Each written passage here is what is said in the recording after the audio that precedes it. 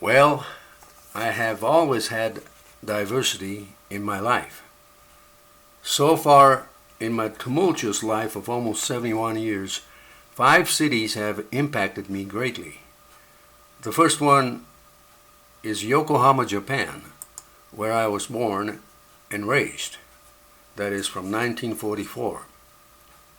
I attended a Catholic school there for 12 years, from grade school all the way through high school, and in my 12th year there, I finally became a Catholic.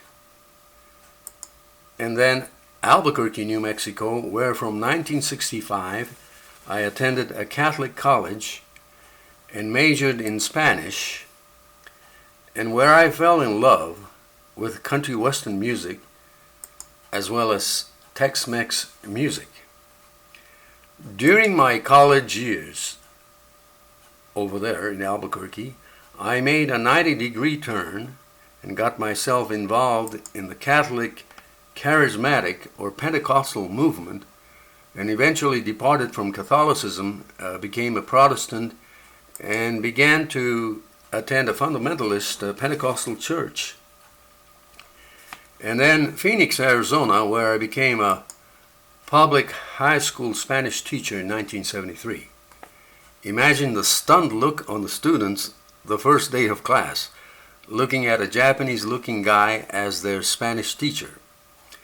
It was also in Phoenix later on that I joined a country western band, playing lead guitar for Johnny Whitecloud, a half-Irish, half-Cherokee singer, and played at a club called Scott's Corral, north of Scottsdale. Later on, we traveled to Nevada and played for an officers' club at Nellis Air Force Base. From Arizona, we also traveled to Canada one December, to Thunder Bay, Heron Bay, Sudbury, and so on, and played at a Canadian Indian reservation. Now, it was there that I almost died, being struck in a treacherous blizzard I had never experienced in my life. And then Los Angeles, California, where from 1982 I worked at a Japanese-American funeral home and later became a licensed funeral director until 2008 when I retired. Boy, have I got stories to tell. It was in 1988, while working as a funeral director, that I became interested in Area 51 in Nevada. It was around this time that I began to hear of and started corresponding with and eventually met researchers such as Tal Levesque, William Bill Moore, John Lear, William Bill Steinman, William Bill Hamilton, and William Bill Cooper. And during my vacation in 1990, I even accompanied a Japanese TV crew to document the goings-on near that secret base. My bio, as far as Area 51 is concerned, is in a website called dreamlandresort.com. dreamlandresort.com, in which I am a team member. On the same trip, we also visited Dulce, New Mexico, trying to get to the bottom of a rumor about an underground alien base there. While in Dulce, we were detained by the local Indian police while interviewing the people on the street in Dulce. In 1994, I did a week-long lecture circuit in Kansas, Iowa, and Nebraska for the Prophecy Club, giving a presentation about Area 51 and end-time deception. By 1995, I had already begun to espouse this rather outrageous notion that the secret government will have enough technologies to even stage a fake extraterrestrial event in the future to create panic in order to forcefully create a global government of some kind. That year, 1995, I was invited by a radio talk show host by the name of Art Bell to appear as a guest on his show. During the 2-hour appearance, I talked about a crazy video that I made in 1994 entitled Secrets of Dreamland, which was one of my presentations that I did throughout Kansas, Iowa, and Nebraska. By the way, when it comes to UFOs, aliens, and conspiracy theories, I take a very skeptical viewpoint, even though I leave the door open, thus making myself a healthy skeptic. But as I said, I'm leaving open to anything. And then Rio Rancho, New Mexico, where my wife and I moved in 2008 from California to retire. As far as we're concerned, Rio Rancho is the best place on earth to retire. I'm presently teaching both beginning and intermediate guitar classes at the Senior Center in Rio Rancho, besides spending at least 6 hours a week playing table tennis at the center. By the way, when I was living in Phoenix, I also played the guitar in a trio at a Mexican restaurant called Poncho's in South Phoenix.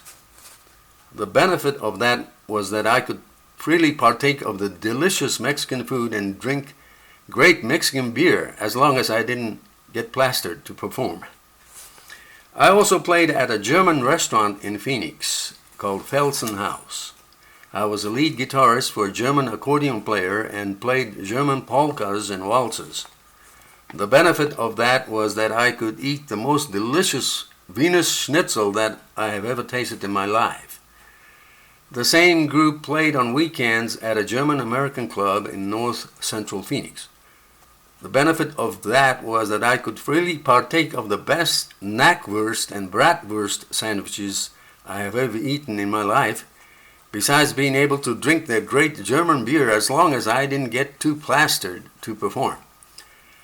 However, there were other times in Phoenix that I played music with some sleazy musicians in some sleazy dives.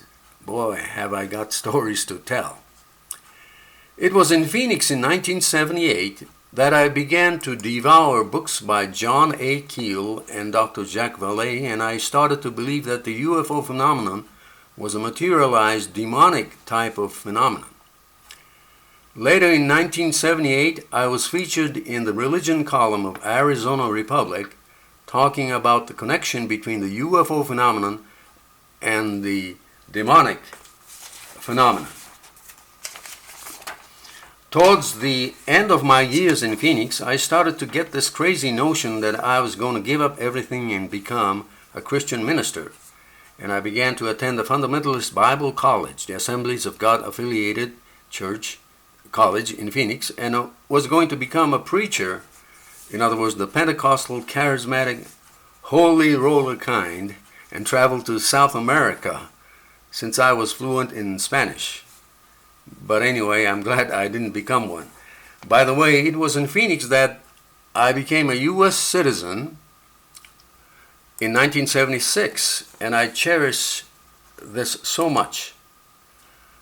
Now, all this, besides being a dedicated extracurricular ufologist since 1961, with nothing to show for it so far. It all started when I was growing up. My father used to tell us of his sighting of a strange greenish ball of fire slowly maneuvering itself over the bay of Yokohama one summer night, he said, sometime around 1947 or 1948. After being rather skeptical of my father's account, my mother even surprised me when she confided to me many years later that she had finally seen a flying saucer with a dome on top, hovering over a railway station during broad daylight in 1975. Now, although my highest respect goes to men of science such as the late Carl Sagan, Stephen Hawking, Neil deGrasse Tyson, Seth Shostak, etc., etc., I have never regretted the fact that throughout all these years I have somehow gotten myself involved in this weird field of ufology, because I still say that this is a strange world we're living in, and that there are still so many things we don't really know about our world and our vast universe, including the question, what is reality? After my retirement in 2008, after moving to Rio Rancho, New Mexico from California, I have been performing live music with my one-man band as a keyboardist at various locations in Rio Rancho and Albuquerque, such as at senior centers, retirement homes, nursing homes, assisted care facilities, homeless shelter, community centers, etc., etc., where they appreciate my kind of music, that is the 1950s, 60s, and 70s music of all genre, pop, standard, rock, country, Latin, and New Mexico music. I still have about 8 gigs a month performing live music at various locations. I have especially enjoyed playing for a couple of Italian-American organizations here, playing my favorite Italian music. The benefit of this was that I could freely partake of the most delicious homemade Italian Sicilian food that I have ever tasted in my life. Now, 3 years ago, someone in Rio Rancho anonymously sent a copy of a local newspaper's ad for an Oktoberfest where I was performing. They sent it to a TV talk show host. It was about me playing for an Oktoberfest at the Italian American Association Hall. Now imagine a Japanese country western singer appearing at the German Oktoberfest at the Italian American Association Hall. And Jay Leno actually read the whole advertisement on his Tonight Show. It was simply hilarious. Yes, my life has been totally insane, but I have no regrets. This is Norio Hayakawa of Rio Rancho, New Mexico.